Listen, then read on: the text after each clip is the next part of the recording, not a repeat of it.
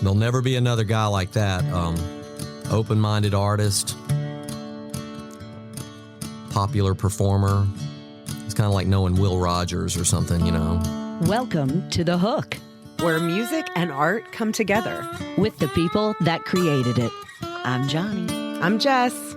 You're on The Hook. Today's guest is one of those musicians where if you know, you know. A songwriter's songwriter, a guitarist that other guitarists study, but also someone who has toured the world, produced records, and written songs recorded by some of the biggest names in music. He's worked with legends, Emmylou Harris, Rodney Crowell, Todd Snider, and has spent years as part of Jimmy Buffett's Coral Reefer Band. He's one of those rare artists who can walk into any room, studio, or stage and elevate everything, quietly shaping the sound of American music for decades, whether you realized it or not. And let's not forget that he's a Grammy-nominated singer and songwriter. Will Kimbrough, you're on The Hook. Will, we got to see you play last night, and we are so excited to be back with you today. I know you're just starting work on a new album. What does that process look like for you right now, from where you are today to getting it all the way out into the world? So I'm going to record a bunch of new songs, and then I'm going to finish the recordings, and then I'm going to mix the record, and then I'm going to master the record, and then we're going to do artwork for the record, and then we're going to have to get a release date from the distributor, and it's going to take a year at least, because I live on the road. That's where my work is these days. And so everything's from the road, and that's good. Yeah. But that's what it is. I am here with my guitar, my little backpack. There's 2 suitcases in Dave's car. So it is just a portable life. And so it's going to be a little while. But I've got these songs. I've got a lot of songs. I write all the time.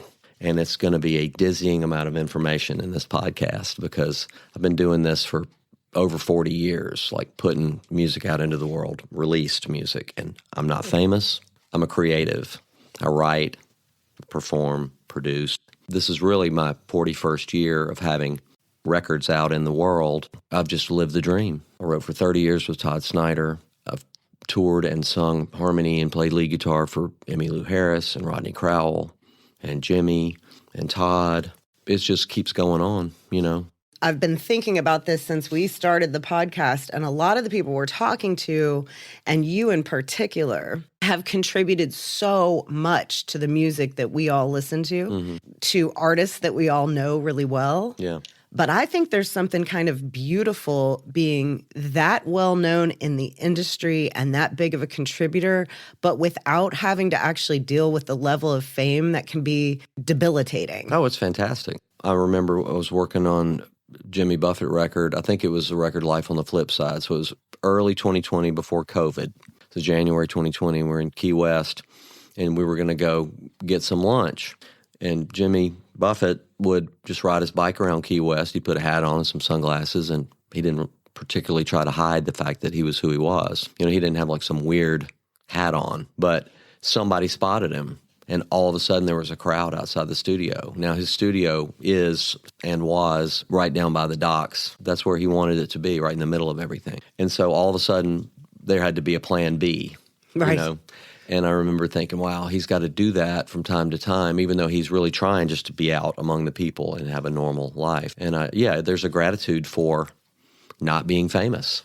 Actually, we were talking about our friend Fluffy, and I think who's been a guest, kind of legendary behind-the-scenes guy in music of, you know, getting people out on the road and tour managing and for everybody, you know, like punk rock, jam bands, everything.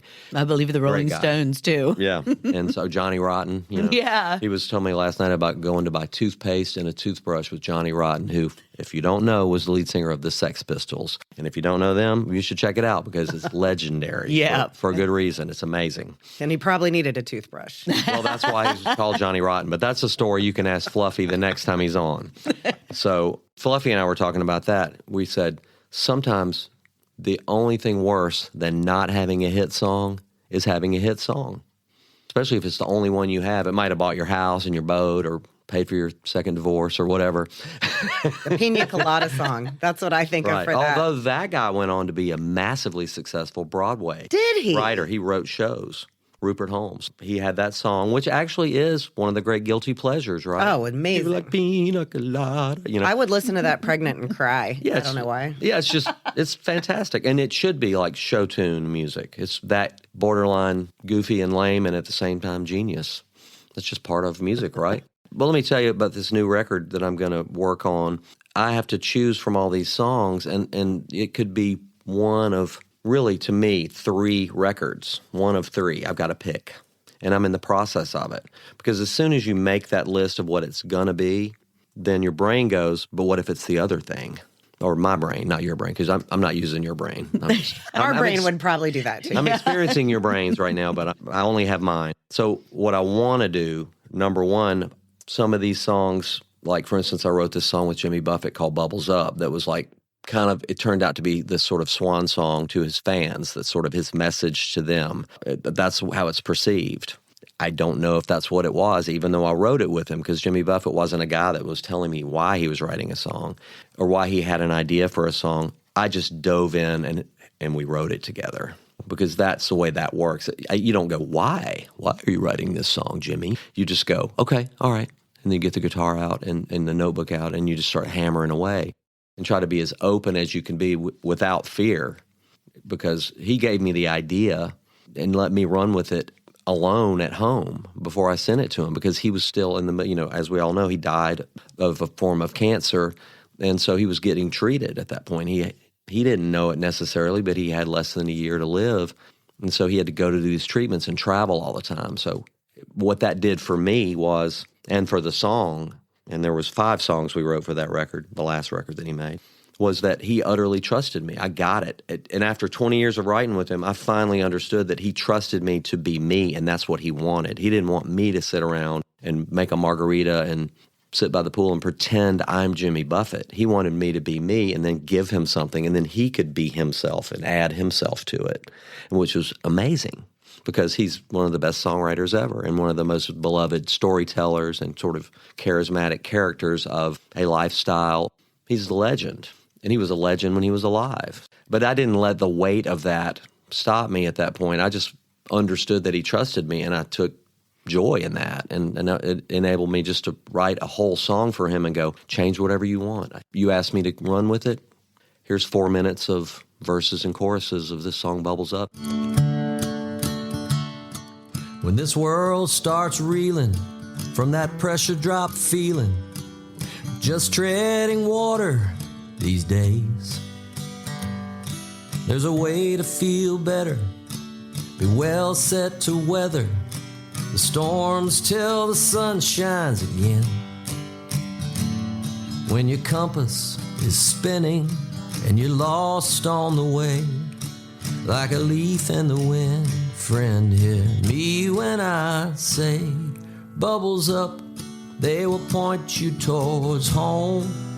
No matter how deep, how far you roam, they will show you the surface, the plot and the purpose. So when the journey gets long, just know that you are loved. There is light up above, and joy, there is always enough. Bubbles up.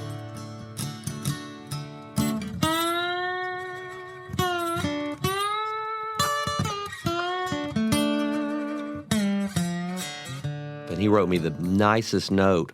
You know, when you write with other songwriters, like in Nashville or L.A. or Atlanta or wherever, New York, London, it's very businesslike, and people sort of have their brand and their thing and their swagger, and I don't really have that as much. I'm more like sort of, let's come in and have fun. I don't have like a brand I'm bringing. I'm sort of like, I try to meet people where they are, and there's a lot of reasons for that. Maybe we'll get into that. I just ran with it. You know what I'm saying? So I'm trying to put that in this new album so that I can sort of show what I've been doing. What happens to me is I've got a list of like 10 or 12 songs, and my brain immediately goes into competitive mode with myself, and I start writing new songs. There's going to be a whole bunch of brand new songs written between now and the 5th of April, and I've already got a couple that I wrote like this weekend at the Cross Mill in my little room up there.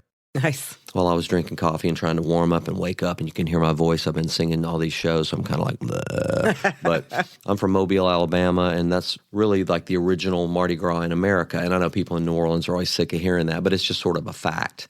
And it doesn't mean it's better. It's way smaller, but it's a fun Mardi Gras. And I was the big chief of this Mardi Gras crew this year, which is like an honorary thing. They ask you if you want to be the big chief, and I said yes. And so it's a walking crew. And so I walked in this Mardi Gras parade in full regalia and like face paint. And it's like a 6-mile Mardi Gras route. And through my hometown, which is this old southern city, Mobile, Alabama. It's beautiful. There's like 200,000 people downtown lining the parade route. And you're walking, so you're head level, face to face with 200,000 people. When you get named the big chief, you make a little acceptance speech. And it's usually very self-deprecating and supposed to be funny. And I was totally intimidated by that. So I wrote a song called Big Chief, Part 2, because there's a famous New Orleans Mardi Gras song called Big Chief by Professor Longhair. So I've made it Big Chief, Part 2. And so when I played, I said, I'm going to thank you for making me Big Chief, and here's my song. And they said, you of course spoiled it for everybody in the future because it's just going to be like lame. A guy who's in real estate and he's going to have to make a speech.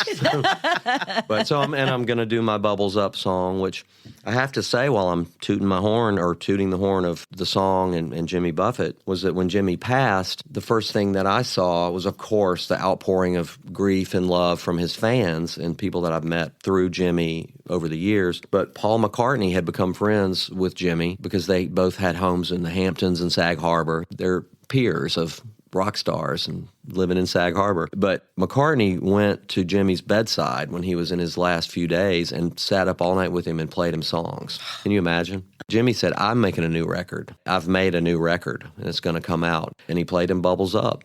And so McCartney posted, my friend passed, we had become friends, and I really liked him a lot. And even though I didn't know him very long, he was a really cool guy. And he played me the song Bubbles Up, and it was just beautiful, and his voice sounded better than I'd ever heard it. And so I was like, sitting there crying because my co-writer had passed, and that part of my life was going to utterly change. I didn't think something's over, although I certainly was not going to get to write any more songs with Jimmy or make any more recordings with him or play any more shows with him. I have this song and belief that you can have more gratitude than grief because my friend Todd Snider died as well, and he was not as famous as Jimmy, but Todd was beloved, like cult artist that could play like a 1,000-seat theater in any city in the Western world and sell it out, even though he hadn't had a song on the radio since 1995. But he was that good of a writer and a performer that he could do that. People would pay their $100 at the Ryman Auditorium in Nashville and sell it out. And he'd come out on stage all by himself, barefooted, and just sing and tell stories. And that's kind of like Jimmy Buffett. But then it's just a different level. We're all at different levels. Is there any part of you that wants this album to maybe be some sort of tribute to? Well, it's definitely going to be. I know I'm talking a lot because you asked me that question. I'm actually working it out in my mind, as I said. Nice. And I think I'm deciding today that it's going to be this. I want to put the Big Chief song on there because what else am I going to do with it? But it's a Mardi Gras song with that New Orleans feel. It's got Love it. Horns on it and one of those marching bands in a Mardi Gras parade kind of thing.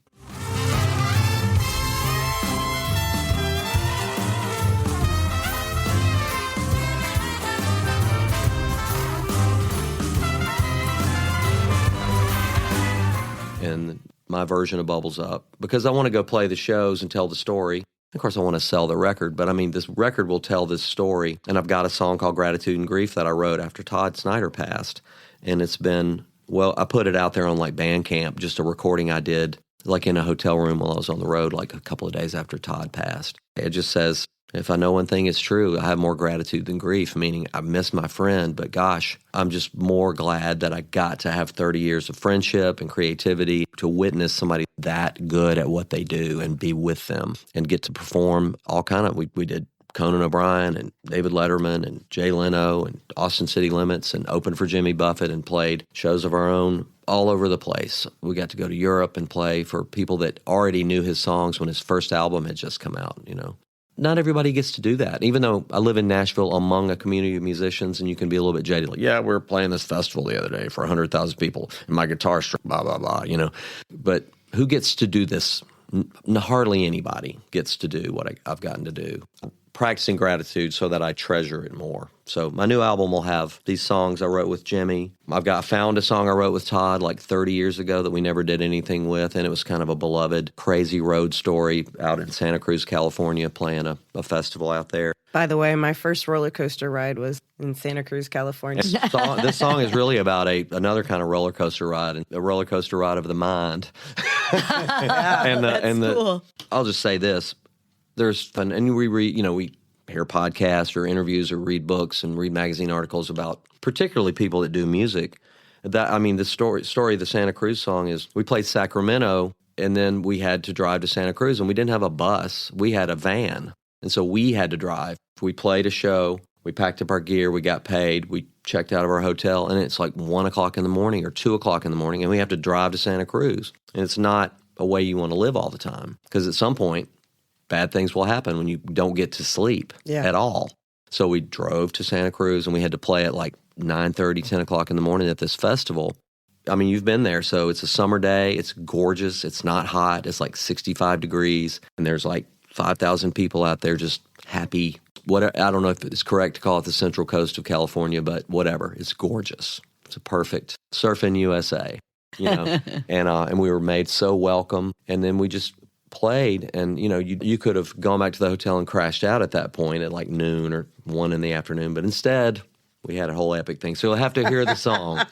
But I've got some other new songs. So I've got this list going of like these like 10 or 11 songs. I love that we make vinyl records again because it puts this limitation on you. It's got to be like this 42-minute thing. And really, that's the perfection of the album. And I'm an old guy. I'll be 62, hopefully, when my record comes out. But I love the form of the album. And they keep saying, oh, the album is dead. But it's not, because I'm the person that's going to make it.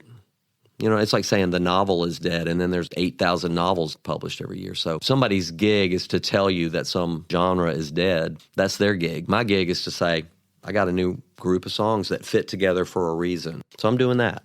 I loved when vinyl started coming back. Yeah, beautiful things about a record is 2 beginnings and 2 endings. You have the first song on side A and the last song on side A, and then what happens in the middle, and then you flip it over, and there's a new beginning, side B, track 1, and then the last song. So you have 2 opportunities to begin and end. And I love that because it's just another opportunity.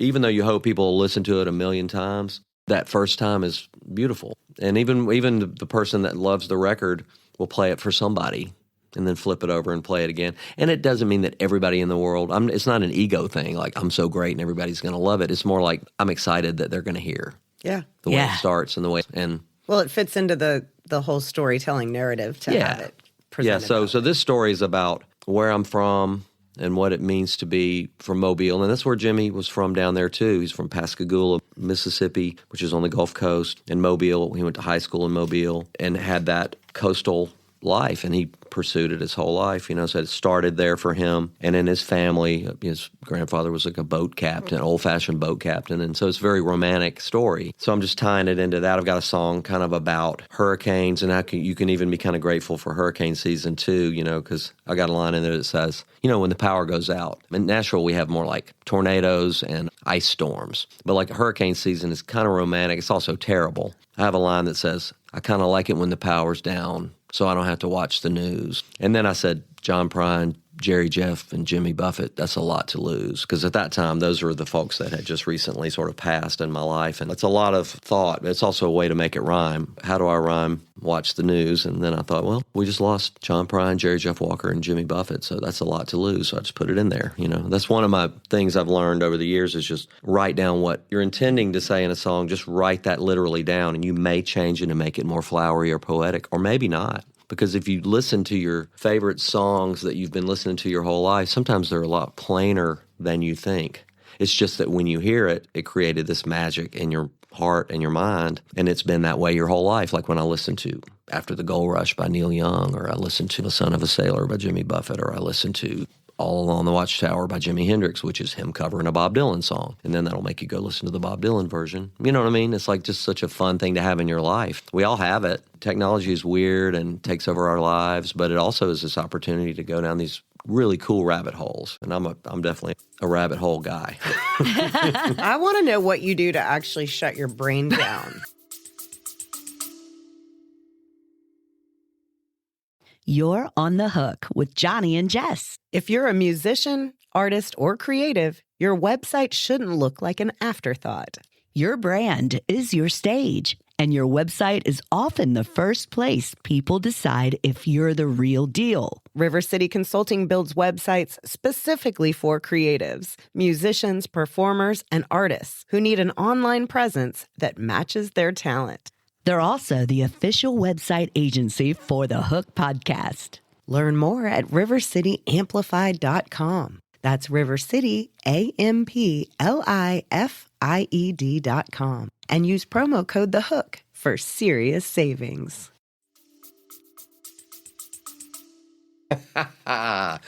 Unfortunately, I read like on a tablet with turned black at night, you know what I mean? Where you make it black so the words are white, so you're in like a dark space with just the white words. Because what I'm trying to do is turn my mind away from what I've been doing, which is almost always like creating or performing or recording. And it's way overstimulating, always. So yeah, I'm kind of a boring guy because I'm addicted to my quote-unquote work, so-called work, which is really my work is the travel. Because the playing part is just, it's called playing for a reason. Because you're playing. And you're a lot like of fun to watch on stage. You are barefoot and playing that guitar, and it is amazing when you're on stage. Yeah, it's just telling It's almost stories. like a slave to your creativity, though. Yeah, it's a labor of love. Yeah. You know, those cliches are useful because they are what they are. And again, like practicing that gratitude. And, my nutshell is I grew up playing in bands from age 12 and like playing at, like, where could I play? We can play the skating rink. So we went and played the skating rinks around Mobile, Alabama in our band when I was 12. We had a PA system and amps, and I had to get guys in the band that had driver's licenses. So I didn't have to ask my parents to take me to the skating rink. So I was playing with older people, so I learned how to play better because I was with people that were way better than me. You were already working it out. Well, I Like, just wanted to get at better. 12. I wasn't thinking about work or career. I was just thinking about how awesome it was. And then if I could get that guy to play with me, and they were like shy, nerdy, 16-year-old guys. They didn't want to sing. They're like, I'm not singing. And I was like, I'll sing. So I'm up there like at 12 trying to sing Aerosmith and the Allman Brothers and the Rolling Stones and, whatever. And I just took to it like a polar bear to ice or whatever, So put out our own records in the 80s when like bands like REM were sort of showing up and when they first started, they put out their own record and then they got big, over the course of time. But my band got to open for them before they were big. So I got to see these guys come in and they had this chemistry that did eventually put them in stadiums and arenas. But they had it, so you saw it and you're like, wow, they're amazing. They didn't have the songs yet to be they didn't have Everybody Hurts yet or anything like that. But you could just tell. And for me, it was like they have a beat up old van, just like my band. Peter Buck, who was the guitar player, his amp was broken and he didn't have a backup, so he used my amp. And they dressed just like me in that 80s, like a flannel shirt over a T-shirt and some Converse and some jeans. It's like they looked like me and my friends. So that gave me permission. And they were also from the South. And if that in the 80s was like being from England and on MTV and wearing leopard skin pants or whatever, and Southern rock wasn't really a thing anymore. It was about to be again with like, for instance, REM, because they're rock and they're from the South, or Widespread Panic or Warren Haynes. It came back, it never went away, but it came back into the mainstream. But I saw that I could do it. And so a year later, I had like a record out that we had made. And I just went from there. And then a couple of years after that, I was in Nashville. And then a year after that, we had a record deal out of New York, like a pop deal.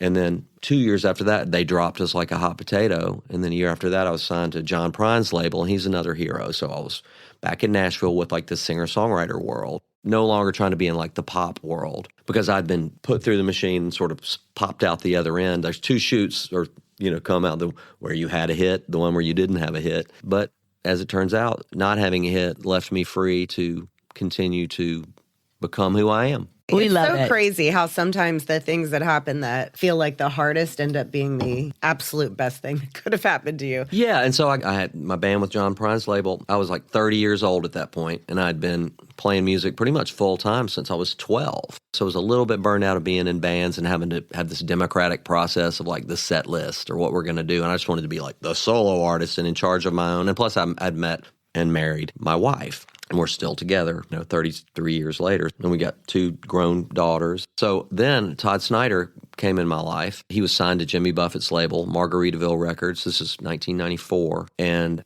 I needed a job, and I didn't have any skills other than playing in bands. So Todd Snider called me and said, I need a guitar player. And I said, well, send me your album. So he sent me a Maxell cassette of his album, and I listened to it, and I thought it was brilliant. So drove over to Memphis, auditioned for Todd, spent the next 5 years playing in Todd's band, writing with Todd, making records with Todd, playing Austin City Limits, playing Conan, going all over Europe. And then he got dropped by his record label. And I was back home, and I started playing with Rodney Crowell, who's one of the most successful songwriters of all time. He's had like over 500 songs recorded by other artists. But he's also a great singer-songwriter and great storyteller. So then I got to work with Rodney. And Rodney let me open shows for him. So I was putting out solo records. This is in the early 2000s when people would still like slap down $15 for a CD. And so I was selling like thousands of CDs on the road, opening for Rodney and then playing with him. It was like going to graduate school for songwriting and storytelling. Both of those things, Todd, Rodney. Meanwhile, because I met Jimmy Buffett through Todd Snider, Jimmy Buffett calls me and says, I want to hear some songs. And nobody was wanting to hear my songs except for just my little bit of fans that I had and like a little label deal in Europe that was very small. Nashville publishers didn't want me. And it was a lot like Jimmy Buffett. They didn't want him either back in 1969. So he called me and said, I want to hear songs. I said, okay, I got songs. I FedExed him a big old package of stuff. And a year later, I'm in the studio with Jimmy Buffett in Key West and all his band and all these special guests. And he records a song of mine that's a duet with Toby Keith called Piece of Work. And the piano player on the session was Bill Payne from a band called Little Feat. And Jimmy had earmarked another song but not used it on the record. And Bill Payne was like, what about that other song, The Champion of the World? And he said, what if Little Feat records it? I said, Little Feat should definitely record it. So Little Feat recorded it as a duet with Jimmy Buffett, and I was more on the map as a songwriter than I had ever been. Even though I'd say mainstream country music is still not very interested in my songs, Jimmy Buffett was very interested. So we wrote and made records for 20 years. Like every record he made from 2003 to his passing, I had songs on there and I played on it as like a guest. And meanwhile, I started playing lead guitar and singing harmony for Emmylou Harris, who's another of my heroes from my childhood. Because for one thing, she was like a crush. You know, those album covers from the 70s, she's just like the ultimate, like, hottie. So like Stevie Nicks. She had like the flowing hippie clothes. And then she turns out to be one of my favorite people I've ever met. She's a sweetheart. She's a great artist. I'm about to go to England with her and the Netherlands with her in May. And then meanwhile, I keep making records. So yeah, you're right. I'm a slave to creativity. It's just the truth, and it's a joyous way to be. And so I've been able to have a marriage and a family. Got it all. I'm lucky. It's just lucky because it does take hard work, but everybody's got to at some point do it. It's hard work to not work. Going back to your album that you're going to be working on while you're on this long road trip, I did notice how you keep dropping some names about songs. It almost feels like it's a tribute album. You worked with Guy Clark. I didn't really tour with him, but we got to work together. And so there's lots of people that I've crossed the paths with. You know, you do that in Nashville. And some of the people are lesser known, like Jerry Douglas or Luther Dickinson, who are, you know, out there. Luther Dickinson's sort of in the jam world, and he can often be seen on stage with the Allman Brothers Band or Derek Trucks. He's in the North Mississippi All-Stars, you know, so playing with him in the studio. And then the next day with Jerry Douglas, who's like sort of like the Jimi Hendrix of the dobro, you know. So he's in Alison Krauss and Union Station, and he's a Grammy-winning bluegrass artist, but also kind of a jazz fusion artist. And he's a musical genius, but you can call Jerry, because it's Nashville, everybody's just working. So you call Jerry and like, hey, man, you want to play on this record? He doesn't even ask what it is. He goes, what day? Let me look at my phone and my calendar. And I'm like, where are you? He's like, you know, I'm in Idaho, you know, but I'll be home tomorrow for a day.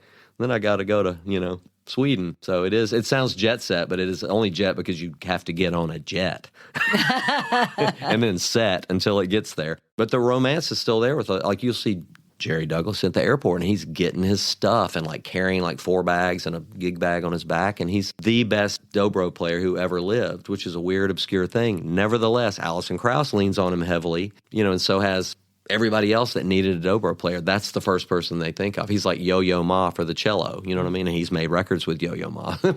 Wow. So it's just when you're in the room with somebody like that, and then he's also like, well, now what do you want me to do on this? And you're like, well, I want you to do whatever you want to do. But he wants you to tell him because he's respectful of that relationship. Nashville is an amazing, amazing place, and it's changed a lot, and it's gotten too big for its britches just as a city and the development and how much money it is. It's not made for musicians anymore. And I'm not trying to discourage anybody from moving there, any young people who might be listening to this. But of course, when I moved there in 1988, we had a giant old house in East Nashville. And East Nashville wasn't like hipster Brooklyn like it is now, which is all fine. But we had a giant house and had 10 people splitting the rent for $500 total. So I had to pay $50 a month rent. So of course I could start a band and pursue a record deal. And when they said, we want to see your band, you've got to drive to New York, we'd get in the van and drive to New York, play for them, and then play a couple of shows and drive home. And then we'd have $50 a piece to pay our rent. Yeah. You're going to need a little more money to move there and get started. Yeah. So nowadays. it's a whole different, it's all about money. Ain't a damn thing funny because you got to have a con in the land of milk and honey, as Public Enemy might say, or whoever they were. Grandmaster Flash. I'm also a rapper, and I'm kidding. I would love to hear some rap today. If that is on Don't the table. By all push me means. because I'm close to the edge. I'm old school. Old school beats and rhymes exclusively. One thing I don't want to miss is the heartfelt project. Songwriting with Soldiers. At Ease was written with these soldiers, right? So, I mean, I've written a couple of hundred songs now with combat vets. I mean, it's been an ongoing thing. So that was a writing retreat for combat vets. And it was a group of people all across the board, you know, people that had been grunts and officers and women, men, but all combat veterans, the 21st century veteran life. Been in combat, women, men. It's a new world. It's been going on for a long time, but it's still being with those folks and their stories. So we did a whole writing retreat in Texas, and everybody wrote as individuals with individual songwriters and told their personal stories. And then at the end of the retreat, we had a big group songwriting. So we're sitting in a circle with these 4 songwriters, James House, Mark Nessler, Terry Radigan, and myself, 4 professional songwriters that, and those other folks have actually written like big hits. And even James has like sung big hits and written big hits for other people. Not that that is the only qualification, but it's amazing. I was the lead songwriter of this retreat because I've done so many. So it means you just take the lead of like the writing, get it going. So I said, okay, we've written like 12 songs this weekend already. You guys have told your stories in one way or another.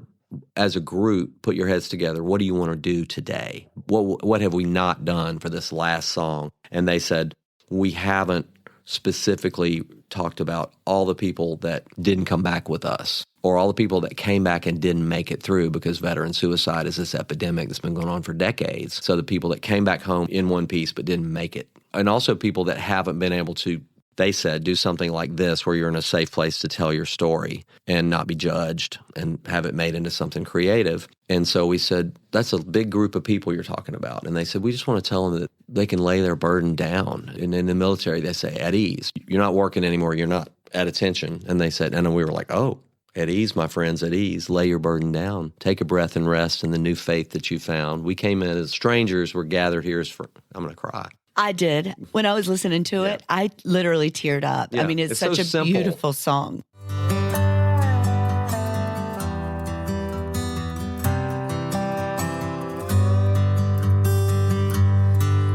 At ease, my friends, at ease. Lay your burden down. Take a breath and rest in the new faith that you found. We came in as strangers, we're gathered here as friends, opened up and shared our hearts, family to the end, where stories are remembered, you can let it go, you'll never be forgotten, now that they've been told. At ease, my friends, at ease. Lay your burden down. Take a breath and rest in the new faith that you found. We came in as strangers.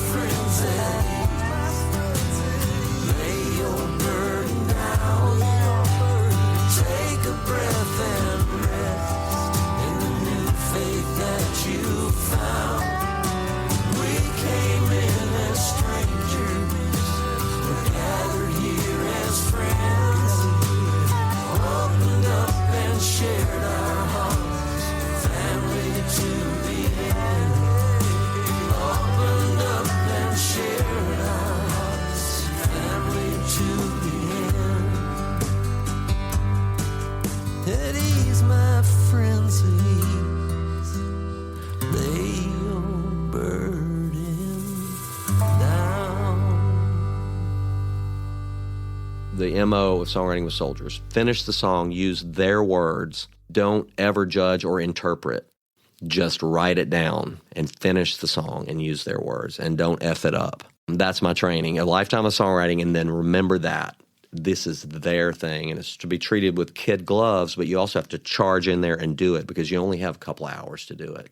We don't get to sit there for 6 weeks and decide what the line should be. It's like, write down what they said, and then you have to make a song. And that's something freeing in that. Like at first when I started doing it, it was intimidating. It's like, you mean I have to have a song finished in 2 hours every time? And the guy was like, yeah, didn't I tell you that? That's what you got to do, because they're exhausted at the end of the day and they've never written a song before and they've just told their story maybe for the first time. So they're going to have to go take a walk. Music does bring people together, and it creates so much heavy or happy energy and feelings. Yeah. I can't imagine being in a room, like you said, with these wonderful humans that have risked their lives and gave their lives to us to write their story down and then put the music to it. I mean, to be part of that. The one thing I couldn't find is there ever been a compilation album? All the songs that have ever been written at the retreats. And there are some retreats where they don't share the songs because the people have been in something very sensitive. And so it's like a safe place they can go tell their stories, and then nobody ever hears the songs. But there's songwritingwithsoldiers.org, and then there's a link to the Bandcamp. They're the raw recordings of like the day they were written. There's like 700, 800, I don't know. There's hundreds of songs. We had a donation from somebody who's a philanthropist. Said, why aren't you putting these songs out in an actual release? We mainly said because we're a nonprofit and our job is to go and bear witness to these people's stories and write the songs. So our purpose is not to sell songs. Our purpose is to tell stories and make that connection. And so people feel heard and seen, and there's a little healing that goes on, and it's just literally a connection. There's never been this record of song of people that have been in combat, and there's never been anything like it. So it's pretty amazing. So you can find the songs that way, but since we got that budget given to us by this philanthropist, we've been releasing songs, but it takes a little while to do it in the right way. So we released At Ease, we've released some other songs. So you can go to your streaming service, whatever it is, and look up Songwriting with Soldiers, and then those songs will come up.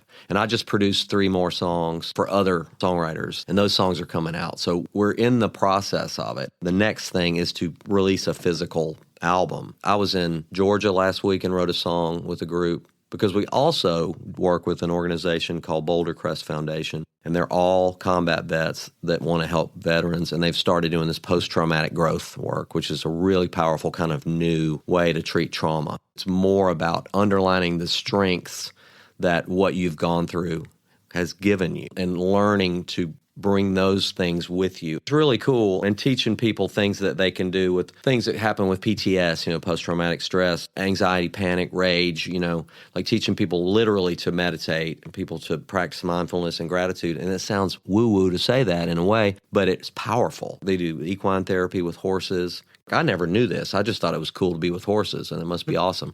But they put you with horses, and horses are so sensitive that if you're not chill, the horse will have nothing to do with you. So you have to chill yourself out so that the horse will hang out with you. And I've had veterans tell me, now I know what my wife is feeling when she's around me, and I think just because I'm not saying how I feel that I'm keeping it from her, and therefore protecting her from what's going on with me. And he goes, I know she feels it. She's like, oh my God, he's stressed out over there in his chair. It's actually worse to just feel it and not understand because he's not explaining it. And he's like, I just learned that maybe I can go home, chill myself out like I did with this big old horse that finally came over to me. And then there'll just be tears streaming down their face. Like, the horse came over to me. And it'll be some big guy or a woman, or whoever they are, like a big tatted up special forces guy that's just like so moved by the experience. And then we write a song. It's amazing. I mean, I could talk about it forever. If someone is interested in supporting Songwriters with Soldiers or the Warrior Path, how can they do that? SongwritingWithSoldiers.org. So SongwritingWithSoldiers.org. And they have ways to give, and they have big philanthropic donors that they go to every year and try to raise the big bucks, because they have multiple retreat centers that they maintain. They have the only private property on the Coronado National Forest outside Tucson. Like, it's on the mesa outside of Tucson, right near the Mexican border. So it's this amazing place. You're on this endless 2-lane road outside of Tucson, and then you take a right on this gravel road and drive 5 more miles. And so people get out there and they're in literally a safe, secret place where you go outside and it's just silence. There's horses in the fields. And so it's perfect for telling stories and just putting your pieces of your heart back together, So, but there's one in Northern Virginia, in Loudoun County, and there's one in Texas now. There's one in upstate New York, and then there's all these other retreat centers. So, songwritingwithsoldiers.org, ways to give, and then Boulder Crest Foundation is who we partner with to do Warrior Path. So they do the heavy lifting of Warrior Path, all the post-traumatic growth work. We show up and, again, gather up the pieces of everybody's hearts and write the song with the folks that are in the program. And in Warrior Path, the last group I had, I believe they were like half first responders, half combat vets. And of course, half of the first responders are also combat vets. They went from military career into law enforcement or firefighting or medical first responder or whatever it is. That's what my dad did. I think that's pretty typical. Yeah. The non-military people are often like kind of humble. They're, I don't want to be, I was hoping I'd be accepted by the military people. And the military people are like, oh, you're our heroes. You guys go leave your house every day and go into basically a combat almost like situation and then come home every night. And it's like, honey, how was your day? Fine. Just stuffing it down so they don't have to try to bother their families with, and I say that, not that it is a bother, but you could feel like you don't want to trouble anybody with your story every day. So this does provide people a place to go tell their story. So anyway, I'm obsessed with it because it's so beautiful. I'll be in Maine in 3 days. So if anybody's listening and you're a combat veteran or a first responder, you can sign up for Warrior Path. And then if you've done Warrior Path, you can sign up for Songwriting with Soldiers retreat and bring your significant other. And you can both sort of catch up with each other on what it feels like to tell your story and then have it turned into a song. And it's really powerful for the writers. Like the people who've stuck with the Warrior Path writing, it's like you're going on this 36-hour trip and you kind of come out of it with like raccoon eyes. You're so overstimulated that you can't sleep. You just met like 12 people and wrote the song, and then you woke up the next day and went over the notes of how you wrote the song, because that's the part where they realize that you used their words. Because when people hear their words sung back to them, if they've never written a song, they don't recognize it. They're like, how did you write that? And I'm like, I wrote down what you said. And then you'll show them, you said that. And they're like, oh, right. Becomes something else when you sing it. And that's the transformative experience. And it made me understand that what I've been doing for myself my whole life was telling my story. It's therapeutic. I've been having therapy my whole life. I didn't even know I needed it, but I guess I must have, because I've written hundreds and hundreds of songs. Yeah. Without it, I don't know what my life would have been. It doesn't matter now because I've been doing it forever. Yeah, I have a long, long story, and it's almost like confusing to think about, because it's not just I was in a band and we had a hit. That would be great. It's just been more like I've given the opportunity to be creative and perform and record. I'm into my 5th decade and I'm still kicking. I think you're not a cupcake, you're an entire bakery. Yeah. Got to come up here to Virginia this weekend and do songs I wrote, and then underline that, like telling that story of working with Jimmy Buffett and then working with Todd Snider. Yeah, the record, it is a tribute to my relationship with these brilliant people and a expression of gratitude. And there's some songs on there that I've just written in the moment on the road in the last couple of years. There's a song I wrote just walking down the street in Key West that I just love. And there's a song I wrote right before I went on stage down in Sarasota, Florida. I was playing this backyard show. They've been doing shows in this beautiful yard for years. It's called The Habitat. They had this massive live oak tree that shaded the entire yard for a couple hundred years, I guess. I mean, even before there was a yard, there was the tree. And the hurricane had knocked it down. And so they had the tree chopped up in these huge, the thing's like 4 feet wide, so the logs are piled up. And they were really mourning the loss of their tree. The venue was utterly changed. All of a sudden, it's going to be, I guess you don't call it South Florida, but Tampa Bay area with no shade. They're going to have to rethink how they do the shows. I had been talking to them about their tree and looking at it. And so I just wrote this song about there once was a great, magnificent live oak tree, that shared its shade with you and me. And it's like a kid's song, but I wrote it. And I mean, people really respond to it. And I think that song relates to the loss of Jimmy and Todd, because they were that. they just lived their life and it fed people. Because I saw how people were with Jimmy, like he was a celebrity, but also because he wrote songs and told stories, it's beyond that. Yeah, you could carry what he had to give around with you at all times in your phone, or in your record collection. You could go watch YouTube and watch him tell a story or listen to a live album. And Todd was the same way. And Todd even made these 2 storyteller albums that are his live albums that were curated for the story. And some of the stories are like 15 minutes long. Because if you have that gift of and the comic timing, I have the gift of gab. He was like a stand-up comedian who then could play a devastating song. Devastating, like it could be devastatingly funny or devastatingly heartfelt or just tell you something about the world. But he would always say, I'm not here to teach you anything or tell you how to feel. I'm here to make myself feel better.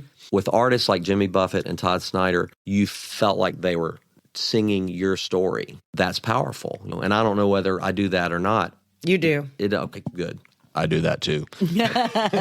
Well, listen. Come see me at a stadium near you or a backyard. I told Dave this. This was one of the dumbest things I've ever said since we started this podcast. Is I told 2 singer-songwriters in the midst of an interview that I never listened to the words in songs.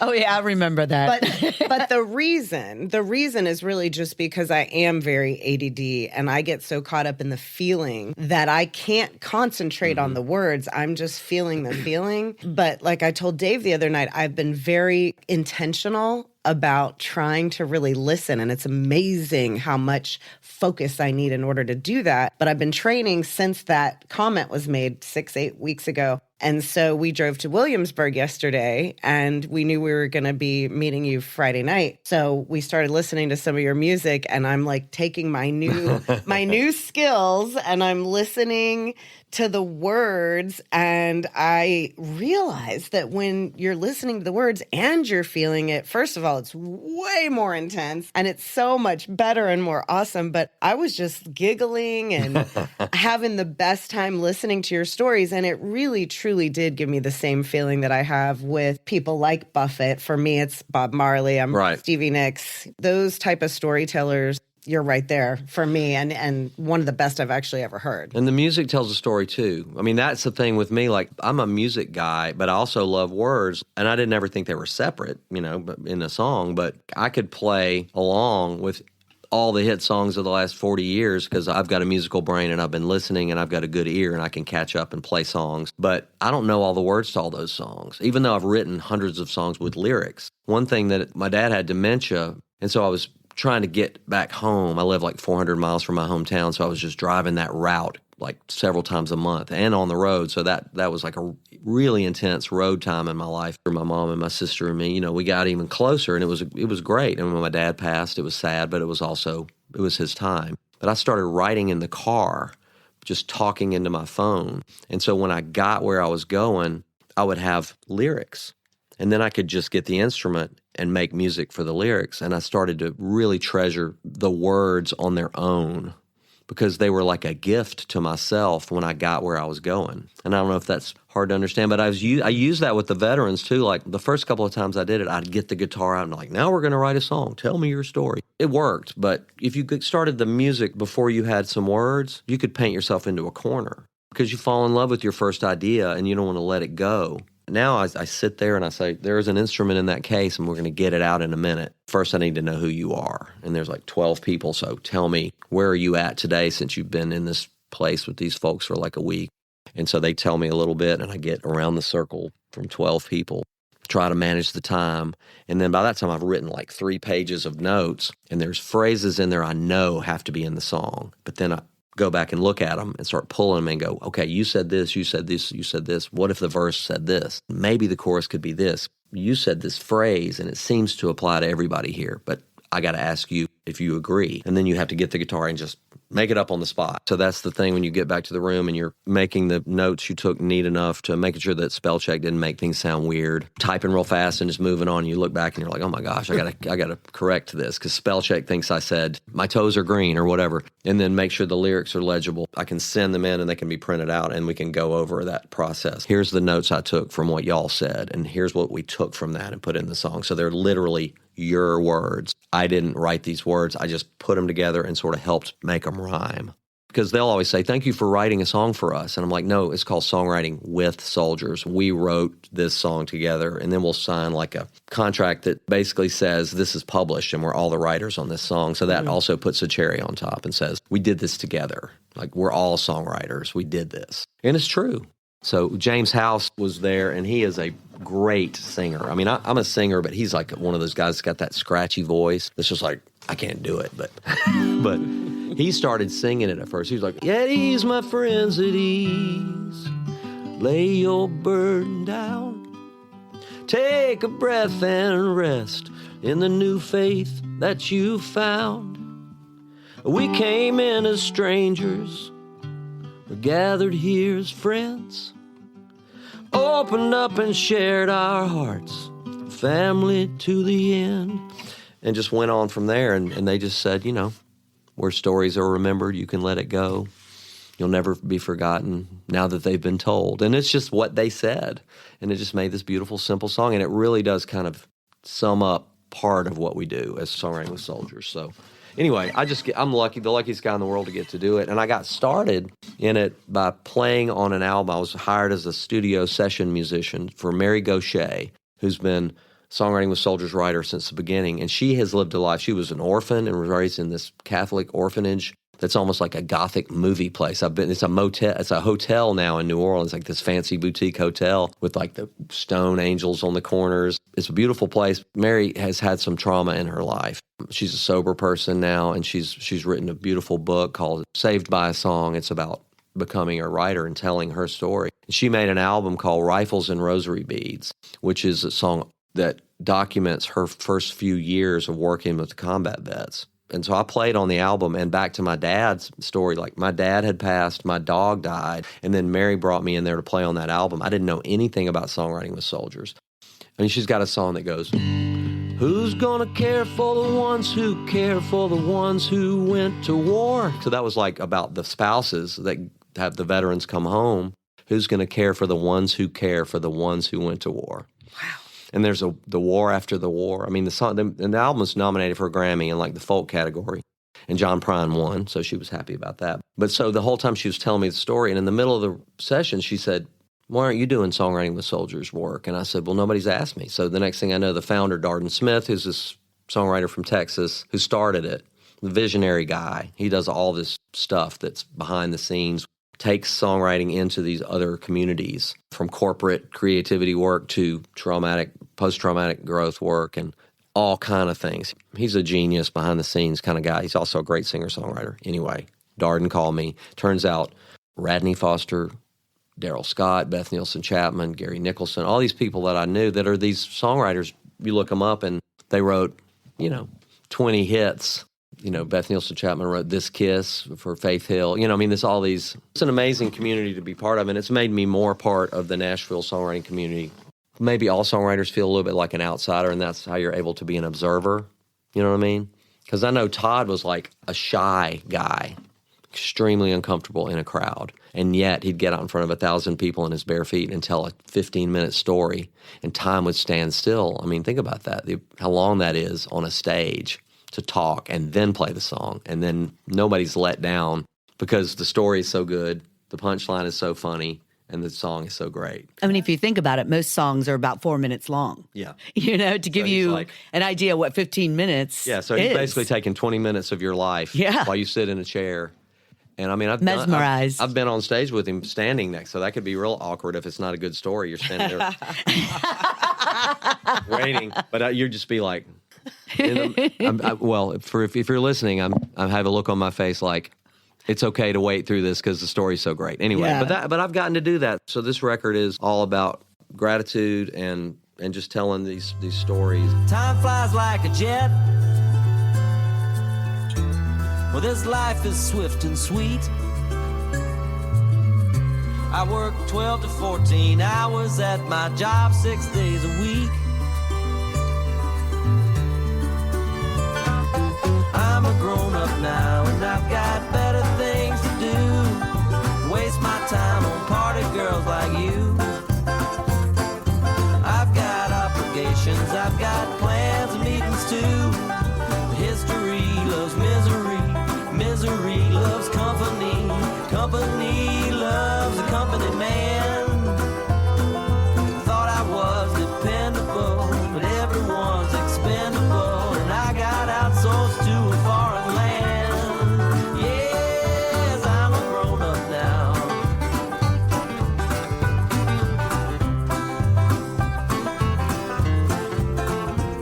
Oh, I'm a grown-up now.